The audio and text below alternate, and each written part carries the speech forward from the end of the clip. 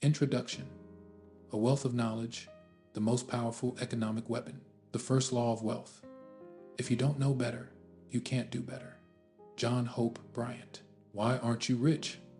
John H. Johnson, the founder and chief executive of Ebony Magazine, the nation's leading black publication, fired at me as I sat across from his desk in his plush Chicago headquarters.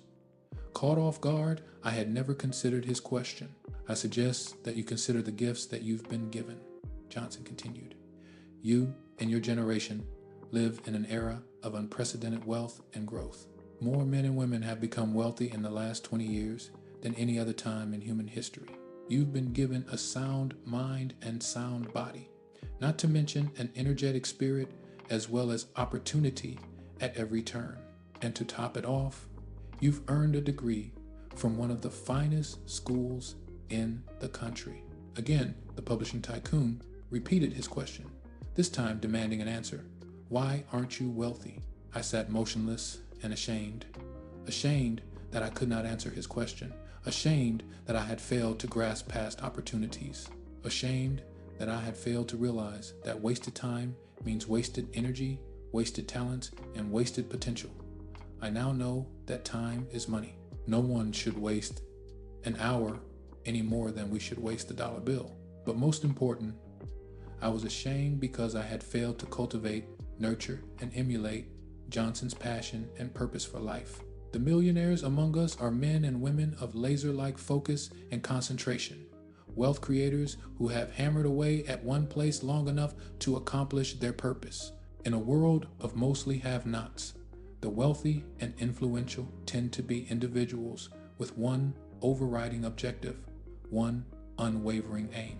Ironically, the man or woman who is forever looking about to see what he or she can find never finds a thing. In short, we find what we seek with all our heart, and if we look for nothing in particular, guess what? We find just that. I was ashamed because I was finally forced to answer to a man who served as my judge and jury. Johnson, a one-time have-not, had spent the better part of 3 decades crafting articles at night and peddling them during the day before he was given the chance to demonstrate his powers of persuasion to the world of commerce. After starting Ebony, he became a multi-millionaire by age 40. A weaker spirit would have quit years ago. And this remarkably committed individual unselfishly carved out a piece of his day to school me on the demands of wealth. If you want to know how people feel about themselves, Johnson reasoned, look at their bank account. Money is the greatest measurement of your mindset.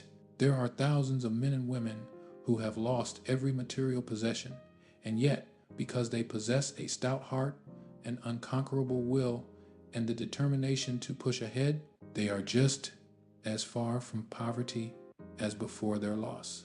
Here lies the good news. Wealth is less a matter of circumstance than it is a matter of knowledge and choice. With such wealth, no one should ever be poor. You must take control of your life. You must make the decision to be wealthy.